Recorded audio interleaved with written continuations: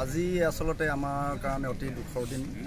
ভাৰতৰ communist party এজন প্ৰবীণ comrade ৰাষ্ট্ৰীয় পৰিষদৰ সদস্য আছিল তেখেত কমৰেড কুলো দাস। তেখেত পাৰ্টি আমাৰ যিটো কণ্ট্ৰল কমিশ্যন ৰাষ্ট্ৰীয় যিটো কণ্ট্ৰল কমিশ্যনৰ তেখেত সদস্য আছিল। তেখেতৰ বিয়োগত আমি পাৰ্টীয়ে অতি মৰ্মাহত হৈছোঁ। তেখেতৰ বিয়োগত আমি প্ৰকাশ কৰিছোঁ। শোকসন্তপ্ত পৰিয়াললৈ আমি সমবেদনা জ্ঞাপন কৰিছোঁ। আচলতে কুলো দাস এজন সংগ্ৰামী সত্তাক আচলতে তেখেতে উৰেটো জীৱন শ্ৰমজীৱী কৃষিজীৱী জনগণৰ কাৰণে সংগ্ৰামত হৈ আছিল। তেখেতে আচলতে কমিউনিষ্ট আন্দোলনৰ লগত নিখিল ভাৰত যুৱ ফেডাৰেশ্যন বুলি কয় যিটো অল ইণ্ডিয়া ইউথ ফেডাৰেশ্যনৰ জৰিয়তে তেখেত জড়িত হৈছিল।